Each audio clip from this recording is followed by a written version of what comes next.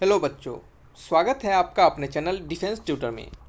आज की इस वीडियो में आपको बताएंगे इंडियन कोस्ट गार्ड, नाविक, जीडी, डीबी और यांत्रिक के बच्चों के लिए फिजिक्स के यानी आपके भौतिकी के कुछ एक्सपेक्टेड क्वेश्चंस को। यह आपका लेक्चर नंबर फिजिक्स का 26 होगा। इससे पहले हमने आपके लिए 25 और भी लेक्चर्स को दिया है, तो जिन्होंने भी उन सभी लेक्चर्स को नहीं देखा है तो प्लेलिस्ट से जाकर देख सकते हैं। देखिए बच्चों, आपको बता दें कि ये जो आपका वीडियो होगा लेक्चर नंबर 26, इसमें हम आपके टॉपिक हीट एंड टेम्परेचर से रिलेटेड क्वेश्चंस को करेंगे। और जैसे कि आपको बता दें कि एग्जाम्स आपके नज़दीक आ चुके हैं और एडमिट कार्ड के बारे में भी, एडमिट कार्ड के रिगार्डिंग जो कुछ इन्फॉर्मेशन ऑफिशियल साइट पे दिया गया था उसका हमने वीडियो डाला था और बहुत सारे बच्चों ने देखा है। तो जिन्होंने भी उन्हें उस वीडियो को नहीं देखा है तो जाकर देखें और आप भी जानकारी ले उससे। और जैसे ही आपका नेक्स्ट कुछ इन्फॉर्मेशन मिलेगा हम आपको ज़रूर बताएंगे। तो एग्जामिनेशन नज़दीक आ गया है तो आप पढ़ाई पे फोकस करें, पढ़ाई पर ध्यान दें। और बच्चे आपको बता दें कि इस वीडियो में हम आपको 10 क्वेश्चंस दिए हैं, ताकि क्या हो, 2 वीडियो में पहले 5-5 क्वेश्चंस देते थे, तो अब क्या किए हैं, इससे पिछले वाले वीडियो में भी 10 क्वेश्चंस दिए थे और इसमें भी आपको 10 क्वेश्चंस देंगे। तो अब से आगे आने वाली वीडियो में 10-10 क्वेश्चंस मिलेगा, ताकि क्या हो, कुछ और भी क्वेश्चंस आपके प्रैक्टिस हो सके। और जहाँ से भी आपको और भी जगह मिलता है, जहाँ से भी और भी आपको सोर्स दिखते हैं, वहाँ से प्रैक्टिस करते चलिए। जितना ज़्यादा प्रैक्टिस कीजिएगा बच्चे, उतना ज़्यादा आपको हेल्प होगा। हमारा एक ही सोच है बच्चे, हमारा हमेशा मानना रहता है कि हमारे बच्चे किसी भी तरह पास करें, हमसे पढ़ के पास करें, कहीं से भी पढ़ के पास करें, बस उन्हें एग्ज़ाम को निकालना है। ठीक है, चलिए स्टार्ट करते हैं वीडियो को, आगे बढ़ते हैं वीडियो में। और सभी क्वेश्चंस के आपको रीजन भी देते चलेंगे, जैसा कि हम आपको पता है कि हमारे क्वेश्चंस के रीजन आपको बताते हैं, ताकि क्या हो, आपको वो क्वेश्चंस के आंसर अच्छे से याद रहें। आइए स्टार्ट करते हैं वीडियो को। और वीडियो में बढ़ने से पहले आपसे रिक्वेस्ट रहेगा कि अच्छा लगे तो जरूर लाइक कीजिएगा और चैनल को भी जरूर सब्सक्राइब कीजिएगा। बस आपकी सपोर्ट की ज़रूरत है, इसी तरह सपोर्ट करते रहें ताकि आपके लिए और भी अच्छे से बेहतर कंटेंट ला सके। चलिए क्वेश्चन नंबर 1 की ओर बढ़ते हैं बच्चे। पहला क्वेश्चन है कि the process of changing a substance from solid to liquid state. कहा जा रहा है कि सॉलिड से किसी चीज़ को लिक्विड स्टेट में कन्वर्ट करने की प्रोसेस को हम क्या कहते हैं। ठीक है, तो देखिए ये सिंपल सा क्वेश्चन है, क्वेश्चन बहुत सिंपल सा है, लेकिन इसके अंदर जो कुछ आपके इन्फॉर्मेशन होंगे, कुछ अच्छे से इन्फॉर्मेशन जो है वो भी हम आपको देंगे। तो यहाँ पे आपको पहला तो बता दें कि सॉलिड से किसी भी सब्सटेंस को लिक्विड में कन्वर्ट करते हैं तो उस प्रोसेस को हम मेल्टिंग के नाम से जानते हैं। किसके नाम से जानते हैं, चलिए थोड़ा मार्कर चेंज कर लेते हैं। जब हम किसी भी सब्सटेंस को सॉलिड से लिक्विड में भेजते हैं तो उस प्रोसेस को हम मेल्टिंग, MELTING, मेल्टिंग के नाम से जानते हैं। ठीक है, और आपको जब लिक्विड से हम किसी प्रोसेस को गैसेस में भेजते हैं तो लिक्विड से गैसेस में जाना क्या हो रहा है, यानी वेपर बन रहा है, जिसे आप कह सकते हैं वेपोराइजेशन, VAPORIZATION या फिर SATION। ठीक है, इसका स्पेलिंग देख लीजिएगा एक बार। तो वेपराइजेशन, ठीक है, तो सॉलिड से लिक्विड जाना मेल्टिंग और लिक्विड से गैसेस जाना वेपराइजेशन होता है। और आपको एक और भी क्वेश्चन बनता है, हमने कराया भी आपको, कि डायरेक्ट अगर सॉलिड से कोई चीज़ लिक्विड गैसेस में चला जाता है, डायरेक्ट सॉलिड से कोई ऑब्जेक्ट आपका कोई सब्सटेंस गैसेस में चला जाता है, तो उसको हम क्या कहते हैं बच्चे, उस प्रोसेस को सब्लिमेशन, SUBLIMATION। ठीक है, सब्लिमेशन। ठीक है, चलिए ये आपको समझ में आ गया, ये प्रोसेस होते हैं। और बात करेंगे कि कोई अब सब्सटेंस आपका लिक्विड से अगर सॉलिड में जाता है तो उसे क्या कहते हैं, फ्रीजिंग कहते हैं, यानी क्या करना, फ्रीज हो जाना, क्या होना, फ्रीज हो जाना। ठीक है, और गैसेस से क्या होता है बच्चे, आपका गैसेस से लिक्विड में जा सकता है कोई सब्सटेंस, तो उसको क्या कहेंगे बच्चे, गैसेस से लिक्विड में जाना, यानी गैस से लिक्विड बनना। तो गैस से लिक्विड बनने को क्या कहेंगे, गैस से लिक्विड बनने कहेंगे बच्चे कंडेंसेशन। गैस से लिक्विड बनने को क्या कहेंगे, कंडेंसेशन। ठीक है, कंडेंसेशन, CONDENSAT, एक सेकेंड बच्चे, SATION। ठीक है, कंडेंसेशन। अब देखिए ये कुछ प्रोसेस है, इन सभी प्रोसेस को याद रखिएगा। एक ही क्वेश्चन में हमने आपको सभी क्वेश्चंस को बता दिया है जो कि इससे रिलेटेड बन सकते हैं। ठीक है, तो ये सभी की चीज़ को याद रखिएगा। वीडियो बड़ा हो जाएगा लेकिन आपको बहुत चीज़ सीखने के लिए मिलेगा, तो स्किप करके नहीं दिखेगा बच्चे, कंप्लीटली वॉच कीजिएगा, ताकि क्या हो, आपको हर एक चीज़ बारीकी से समझ में आते चले। ठीक है, चलिए ये आपका पहला था। इसमें पहले में आपको हमने बहुत सारी चीज़ सिखाया, तो इसका आंसर तो आपको समझ में आ गया होगा कि सॉलिड से लिक्विड जाने वाले प्रोसेस को हम कहते हैं बच्चे मेल्टिंग के नाम से जानते हैं। यहाँ पे कुछ और अच्छी चीज़ों को बताएंगे कि किसी भी ऑब्जेक्ट का बच्चे, कोई भी हमारा सब्सटेंस है, अगर उसका प्रेशर अगर नॉर्मल एयर प्रेशर रहेगा तो क्या होगा, उसका जो मेल्टिंग पॉइंट होगा वो क्या होगा बच्चे, कहने का मतलब कि हर एक सॉलिड का जो मेल्टिंग पॉइंट होता है किसी खास नॉर्मल प्रेशर पे क्या होता है बच्चे, कुछ खास होता है। कहने का मतलब कि कोई भी सॉलिड है, मान लेते हैं कि कोई भी सॉलिड है, इसके कुछ खास एयर प्रेशर पे आपका क्या होगा, एक अपना इसका क्या होगा बच्चे, मेल्टिंग पॉइंट होगा, कुछ खास अपना इसके एयर प्रेशर पे मेल्टिंग पॉइंट होगा। ठीक है, मेल्टिंग पॉइंट होगा। ठीक है, लेकिन वहीं पर अगर हम बात करेंगे कि अगर हम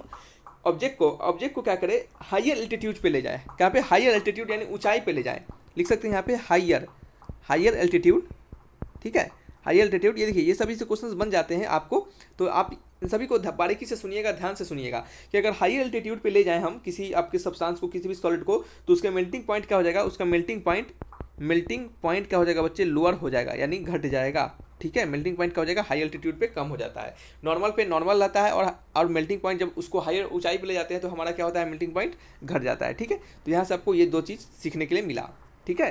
चलिए, तो इसका आंसर हो गया मेल्टिंग, और यहाँ से दो जो आपको कंसेप्ट सिखाया है उससे भी क्वेश्चंस बनते हैं, तो उसको भी ध्यान रखिएगा, ठीक है। देखिए हमारा कोशिश रहता है कि एक क्वेश्चन से आपको बहुत सारा क्वेश्चंस क्लियर हो सके, ताकि क्या हो, आपको एग्जाम में प्रॉब्लम ना हो। नेक्स्ट बात करेंगे हमारा नेक्स्ट क्वेश्चन की, the boiling point of water inside a pressure cooker is. और बच्चे आपसे बोलेंगे कि आप टेलीग्राम चैनल को ज्वाइन कर लीजिएगा पीडीएफ के लिए और भी इन्फॉर्मेशन के लिए, ताकि क्या हो, आपको हर एक टाइम पे इन्फॉर्मेशन मिलते रहे और सभी चीज़ से आप अपडेट रहें। तो पीडीएफ के लिए और इन्फॉर्मेशन के लिए ज्वाइन कीजिएगा टेलीग्राम चैनल को, डिस्क्रिप्शन में हम नीचे लिंक प्रोवाइड करवा देंगे आपको, ठीक है। चलिए यहाँ पे बात करने वाले हैं कि the boiling point of water inside pressure cooker. Pressure cooker के अंदर जो बॉइलिंग पॉइंट होता है वाटर का, वो क्या होता है। तो सबसे पहले तो आपको ये बताना है कि normal boiling point, normal boiling BP लिखते हैं, ठीक है, ब्लड प्रेशर नहीं है, ये बॉइलिंग पॉइंट है। तो नॉर्मल बॉइलिंग पॉइंट होता है किसी भी आपका वाटर का, नॉर्मल बॉइलिंग पॉइंट होता है वाटर का, वो कितना होता है बच्चे, 100 डिग्री सेल्सियस होता है। बॉइलिंग करने मतलब उबलना, तो बॉइलिंग पॉइंट कितना हो जाएगा, 100 डिग्री सेल्सियस होगा। लेकिन वहीं पे जब आपको प्रेशर कुकर की बात करेंगे, तो वहाँ पे जो आपका बॉइलिंग पॉइंट होता है वो कितना होता है, वो होता है आपका कितना होता है बच्चे, 120 डिग्री सेल्सियस। ऐसा क्यों होता है, क्योंकि जो प्रेशर कुकर होता है, प्रेशर कुकर का जो प्रिंसिपल होता है वो बेस्ड होता है बॉइलिंग पॉइंट ऑफ वाटर पे, यानी बॉइलिंग पॉइंट ऑफ वाटर हमारा इंक्रीज कर जाता है प्रेशर के इंक्रीज करने से। समझ रहे हैं क्या बोल रहे हैं, कि हमारा जो प्रेशर कुकर होता है उसका प्रिंसिपल होता है कि बॉइलिंग पॉइंट ऑफ वाटर को वो इंक्रीज कर देता है, बढ़ा देता है आपके प्रेशर को इंक्रीज करने से, ठीक है। तो यहाँ पे लिखेंगे प्रेशर इंक्रीज कर जाता है, तो बॉइलिंग पॉइंट क्या हो जाता है, इंक्रीज कर जाता है। तो हम क्या करते हैं, पानी को जैसे ही प्रेशर कुकर में डालते हैं तो प्रेशर बढ़ जाने के कारण हमारा बॉइलिंग पॉइंट भी बढ़ जाता है। इस कारण से इसका आंसर क्या होगा, आंसर होगा 120 डिग्री सेल्सियस, ठीक है। चलिए नेक्स्ट बात करेंगे, वाटर पाइप इन विंटर। ठंडे के समय जो पाइप होता है, पानी का पाइप होता है, वो कोल्ड कंट्रीज में, यानी कहने का मतलब ठंडे देशों में क्या होता है बच्चे, आपका ब्रस्ट कर जाता है। ब्रस्ट करने का मतलब या फट जाता है, समझ रहे हैं। ठंडे देशों में पानी के पाइप फटने के कारण क्या हो सकते हैं। देखिए, तो ठंडे के मौसम में, ठंडे के जो कह सकते हैं आप कोल्ड कंट्रीज़ में जहाँ ठंडा होता है ज़्यादा, वहाँ पे हमारे पानी के जो पाइप होते हैं वो ब्रस्ट कर जाते हैं। क्यों, क्योंकि जो हमारा वाटर होता है वो क्या होता है, सॉलिड हो जाता है पानी के सॉलिडिफिकेशन के कारण। वहाँ पे वाटर का जो सॉलिडिफिकेशन होता है वो बहुत ही जल्दी हो जाता है। ये सिंपल सा क्वेश्चन है, आप खुद से सोच सकते हैं कि जैसे ही हमारा ठंडा का रीजन होगा तो पानी हमारा क्या होगा, सॉलिड होगा। तो इससे क्या होगा, हमारा कि जो पाइप होगा वो क्या होगा, ज़्यादा आपका वॉल्यूम एक्वायर कर लेगा। इस कारण से क्या होगा बच्चे, आपका पाइप फट जाएगा, ठीक है, पाइप फट जाएगा। तो सॉलिडिफिकेशन ऑफ वाटर से ऐसा होता है। और आपको बता दें कि इसका ये भी रीजन होता है कि आपके जो कोल्ड कंट्रीज होते हैं वहाँ पे जो वाटर का एक्सपेंशन होता है वो क्या दिखाया जाता है, वो एनोमेलस बिहेवियर दिखाया जाता है। एनोमेलस कहने का मतलब कोई खास तरीके से नहीं बढ़ना, मतलब अचानक से बढ़ना, कोई व्यवस्थित रूप से नहीं बढ़ना, बहुत तेज़ी से बढ़ता है, ठीक है, एनोमेलस कह सकते हैं आप उसे। तो देख रहे हैं कि क्या होता है, हमारा जो कोल्ड कंट्रीज में होता है कि हमारा जो वाटर होता है उसका एक्सपेंशन जो होता है वो असामान्य रूप से बढ़ता है, यानी कहने का मतलब एनोमेलस तरीके से बढ़ता है, एनोमेलस बिहेवियर से बढ़ता है। तो इस कारण से भी क्या होता है कि हमारा जो पानी होता है वो जल्दी से सॉलिडिफाई हो जाता है और हमारा पाइप क्या होता है, फट जाता है, ठीक है।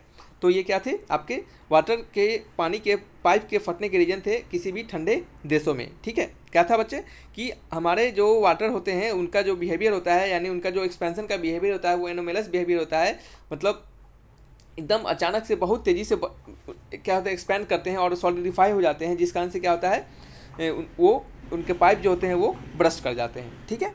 चलिए नेक्स्ट बात करेंगे, the unit of thermal capacity. Thermal capacity का यूनिट क्या होता है, थर्मल कैपेसिटी का यूनिट क्या होता है। तो थर्मल कैपेसिटी की यूनिट की बात करें तो थर्मल कैपेसिटी का यूनिट होता है बच्चे जूल, क्या होता है बच्चे, जूल पर केल्विन। क्या होता है, जूल पर केल्विन। थर्मल कैपेसिटी का यूनिट होता है जूल पर केल्विन, ठीक है, जूल पर केल्विन, इसको याद रखिएगा। और यहाँ पे कुछ और आपको चीज़ बताएंगे कि ये Q equal to MC delta T, ये एक रिलेशन होता है Q equal to MC delta T, जहाँ Q क्या होता है बच्चे, आपका हीट होता है, M क्या होता है, मास होता है, डेल्टा T क्या होता है बच्चे, टेम्परेचर होता है, और जो C होता है आपका बच्चे, C होता है, ये C होता है आपका स्पेसिफिक हीट, क्या होता है, specific heat capacity, SPECIFIC, specific heat capacity, ठीक है, CITY, ठीक है। और स्पेसिफिक हीट कैपेसिटी होता है, क्या होता है आपका, C जो होता है स्पेसिफिक हीट कैपेसिटी होता है। और यहीं से जब हम Q/M लिखते हैं, Q/M लिखते हैं तो ये क्या हो जाता है, ये आपका हो जाता है, एक सेकेंड थोड़ी देर रुक जाइए,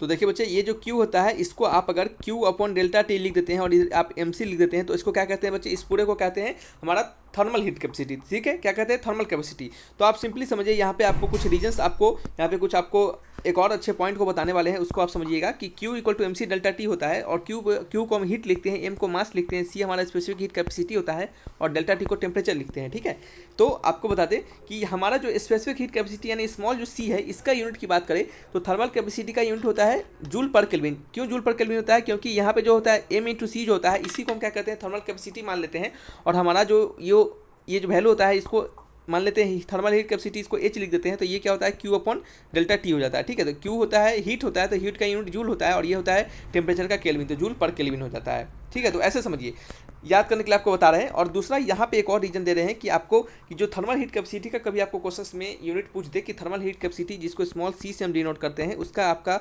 जो यूनिट क्या होगा, तो आप कैसे निकालिएगा, C को आप लिखिएगा Q अपॉन ये M नीचे आ गया और ये डेल्टा टी नीचे आ गया। ठीक है, और Q क्या है, एक हीट है, Q को हम हीट से लिखते हैं, और हीट क्या है, एक फॉर्म ऑफ एनर्जी होता है, और एनर्जी का सभी एनर्जी के जो यूनिट होते हैं उसे हम जूल से लिखते हैं, तो जूल ऊपर हो जाएगा, और मास को हम केजी से लिखेंगे, और डेल्टा टी क्या है हमारा टेम्परेचर, तो टेम्परेचर को केल्विन लिखेंगे, तो क्या हो गया, जूल पर केजी पर केल्विन।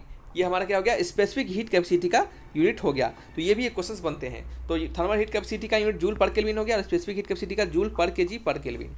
ठीक है, चलिए नेक्स्ट बात करेंगे, the specific heat capacity is minimum in. तो ये आपको याद करने वाले क्वेश्चन है कि स्पेसिफिक हीट कैपेसिटी जो होता है वो किसका मिनिमम होता है, सबसे कम किसका होता है। तो याद रखिएगा कि स्पेसिफिक हीट कैपेसिटी जो होता है वो मरकरी का वो सबसे कम होता है, और कितना होता है, ये होता है आपका 0.140 जूल पर ग्राम पर केल्विन, और क्या होता है 0.33, ठीक है एक सेकेंड, 0.033 और कैलोरी पर ग्राम पर केल्विन। ये जूल में होता है, जूल यूनिट है, ये कैलोरी में है। ठीक है, तो ये आपको याद नहीं भी रहे मरकरी का तो कोई दिक्कत नहीं है, लेकिन आपको कम से कम ये याद रहना चाहिए कि हीट कैपेसिटी मिनिमम होता है वो किसका होता है, वो मरकरी का होता है।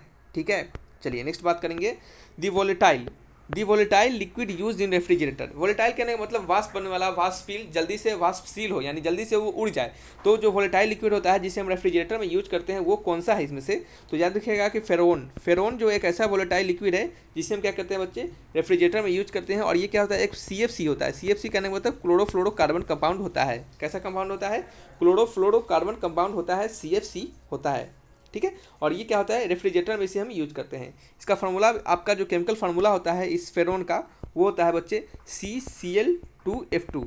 देखिए CCl2F2। ठीक है, यहाँ पे आपको फार्मूला याद रहे नहीं रहे, लेकिन आपको इतना जरूर पता होना चाहिए कि ये जो फेरोन होता है उसमें क्लोरीन होता है और क्या होता है, फ्लोरीन होता है। दो कंपाउंड होते हैं, क्लोरीन और फ्लोरीन। ठीक है, और इसे हम CFC भी कहते हैं, क्लोरोफ्लोरोकार्बन्स। और ये रेफ्रिजरेटर में यूज होता है, और ये कैसा सब्सटेंस होता है, वाष्पशील सब्सटेंस होता है, यानी वोलेटाइल लिक्विड होता है। चलिए नेक्स्ट बात करेंगे, the latent heat of vaporization of water.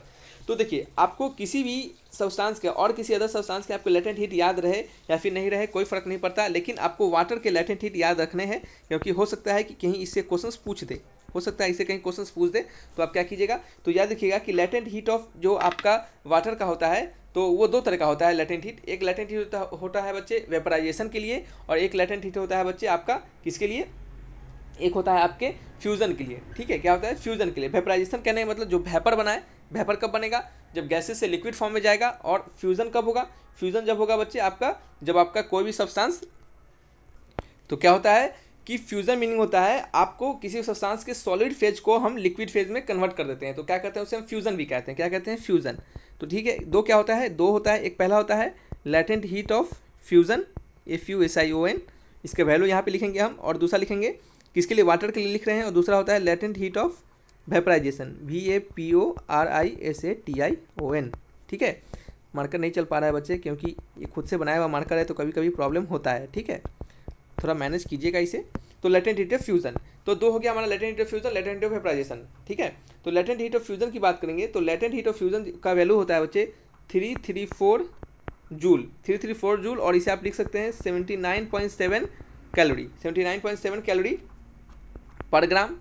क्या होता है बच्चे, पर ग्राम, और कह सकते हैं इसे कैलोरी पर ग्राम। ठीक है, पर ग्राम होता है। लेटेंट हीट ऑफ वेपराइजेशन क्या होता है, लेटेंट हीट ऑफ वेपराइजेशन आपका होता है कि किसी भी सब्सटेंस को हम वेपर में कन्वर्ट कर रहे हैं, यानी गैसेस से लिक्विड में कन्वर्ट कर रहे हैं, तो इसका वैल्यू होता है 2250 जूल पर ग्राम, और कितना होता है, और आप लिख सकते हैं 533 कैलोरी पर ग्राम। ठीक है, 533 कैलोरी पर ग्राम। तो इसको आप याद करने की कोशिश कीजिएगा, हो सकता है कहीं से क्वेश्चन पूछे। ठीक है। तो कहा जाए लेटेंट हीट ऑफ वेपराइजेशन क्या होगा वाटर का, तो वो होगा बच्चे, इसका आंसर होगा 2.3 इंटू 10⁶ जूल पर केजी। और ये जूल में है, आंसर है, तो आप क्या कीजिएगा, इसको केजी में कन्वर्ट कर लीजिएगा। इसको जूल पर केजी जो है उसको क्या कीजिएगा आप, ग्राम में जो नीचे लिखा हुआ है उसको आप केजी में कन्वर्ट कर लीजिएगा। कैसे कीजिएगा कन्वर्ट, कि 1 केजी का वैल्यू कितना होता है, 1 केजी का वैल्यू होता है 1 केजी इज इक्वल टू कितना होता है, बताइए 1 केजी का वैल्यू कितना होता है, तो 1 केजी का वैल्यू होता है, ग्राम में अगर जाएंगे तो क्या होगा 10⁻3, क्या होगा 10⁻3 ग्राम हो जाता है, ठीक है, 1 केजी का वैल्यू। तो ये ऐसे आप करके कन्वर्ट कर लीजिएगा इसे, ठीक है। चलिए नेक्स्ट बात करेंगे, नेक्स्ट क्वेश्चन की ओर। The unit of latent heat, latent heat का यूनिट क्या होता है, तो देखिए लेटेंट हीट के यूनिट की बात करेंगे तो लेटेंट हीट का सबसे पहले हम डेफिनेशन जानेंगे कि लेटेंट हीट होता क्या है, वहाँ से हम इसका यूनिट को डिराइव कर लेंगे। तो लेटेंट हीट होता है बच्चे Q equal to M into L. जैसे आपको हम सिखाया था कि Q equal to MC delta T होता है, जहाँ पे C स्पेसिफिक हीट होता है, उसी तरह ये एक फार्मूला होता है। और दूसरा फार्मूला ये होता है Q equal to M into L, जहाँ पे एल जो होता है ये क्या होता है हमारा लेटेंट हीट होता है, ठीक है, लेटेंट हीट होता है। तो यहाँ से एल का फार्मूला जब लेटेंट हीट होता है और Q हमारा हीट है, एम मास है, तो एल का वैल्यू क्या हो गया, Q अपॉन एम हो गया, ठीक है, Q अपॉन एम हो गया। और Q का यूनिट क्या होगा, Q एक हीट है तो हीट का यूनिट जूल होता है, और मास का यूनिट केजी होता है, तो क्या हो गया जूल पर केजी, क्या हो गया बच्चे, जूल पर केजी। तो चलिए ऑप्शन मैच करेंगे, ऑप्शन नंबर कौन सा मैच कर रहा है देखेंगे, ऑप्शन नंबर सी, यानी जूल पर केजी होगा लेटेंट हीट का वैल्यू, ठीक है, यानी यूनिट होगा, सॉरी क्या होगा, यूनिट होगा। चलिए नेक्स्ट बात करेंगे, heat is measure in, heat को किस में मेजर करते हैं, तो हीट क्या है, सबसे पहले जानेंगे कि हीट क्या है। हीट एक क्या है, एनर्जी का फॉर्म है।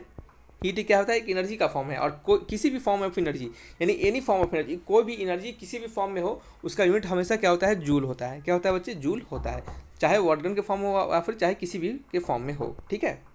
तो क्या पर रहते हैं कि हीट जो होता है वो किसी फॉर्म में हो, एनर्जी के फॉर्म में, हीट को हम एनर्जी के फॉर्म कहते हैं। यानी हीट एक ऐसा होता है सब्सटेंस जो कि क्या होता है, एनर्जी का फॉर्म होता है, और एनर्जी किसी भी फॉर्म में रहे उसका यूनिट हमेशा जूल होता है, ठीक है।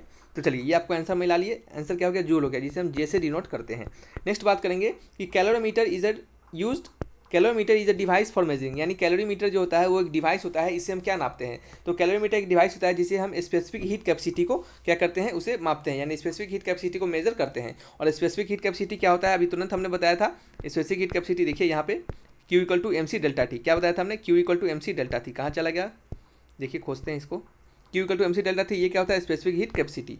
तो क्या है हमारा, इसका आंसर क्या होगा, इसका आंसर होगा हमारा स्पेसिफिक हीट कैपेसिटी होगा, क्या होगा, स्पेसिफिक हीट कैपेसिटी, जिसे हम Q equal to MC delta T लिखते हैं, और यहाँ से हम C का वैल्यू निकालेंगे तो क्या हो गया, Q upon M into delta T, ठीक है। और Q का यूनिट, इसका यूनिट की बात करेंगे तो C का यूनिट होगा जूल, ऊपर हीट का ही होता है जूल, और नीचे मास है तो मास का होगा केजी, और ये जो डेल्टा T है इसका टेम्परेचर है, तो टेम्परेचर का यूनिट क्या हो जाता है, केल्विन हो जाता है। तो जूल पर केजी पर केल्विन ये जो होता है स्पेसिफिक हीट कैपेसिटी का यूनिट होता है, और इसे हम मेजर करते हैं, कैलोरीमीटर एक डिवाइस होता है उससे, ठीक है। चलिए बच्चे ये कुछ 10 क्वेश्चन थे आपके लिए इंपॉर्टेंट क्वेश्चन, तो इसको आप ध्यान में रखिएगा, इसको पढ़िएगा, और अच्छा लगेगा तो लाइक जरूर कीजिएगा वीडियो को, और चैनल को भी सब्सक्राइब कीजिएगा, दोस्तों में शेयर कीजिए ताकि उन्हें भी क्या हो, इसका लाभ हो सके। तो thanks for watching my video, तब तक के लिए बाय बाय।